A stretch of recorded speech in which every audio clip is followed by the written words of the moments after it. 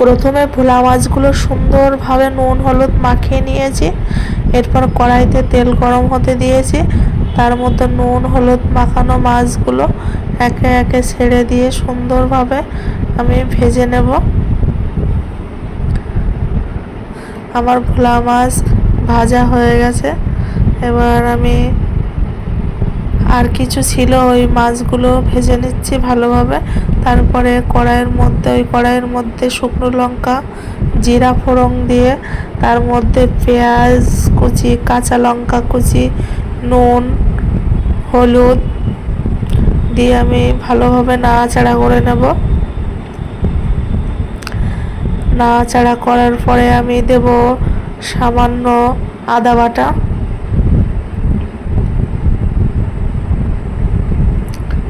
আদা বাটা দিয়ে আমি ভালোভাবে মশলাটা কষিয়ে নেব।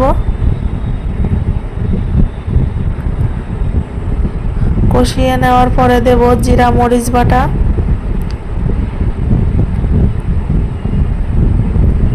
তারপর আবার সুন্দর করে ভালোভাবে কষিয়ে নেব।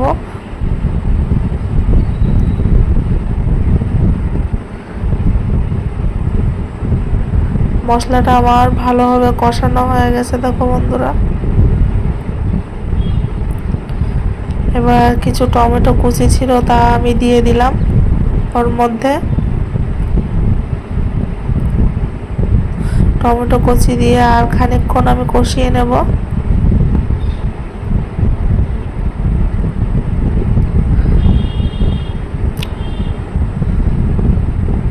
কষানো হয়ে গেছে। এদিকে আমি মাংস ম্যারিনেট করে রেখেছি, এটাও করব পরে। তো আমি জল দিয়ে দিয়েছি, গরম জল। এবার খানিকক্ষণ ফুটতে দেব। তারপরে ভেজে রাখা ভোলা মাছ একে একে দিয়ে দেব।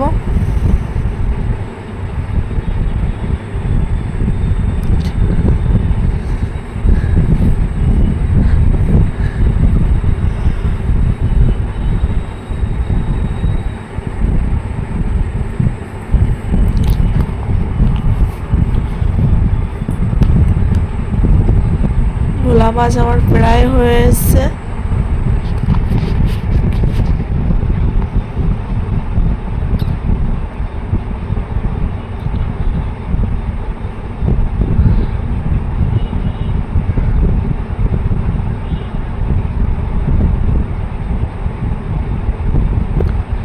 ভোলা মাছ আমার রেডি হয়ে গেছে।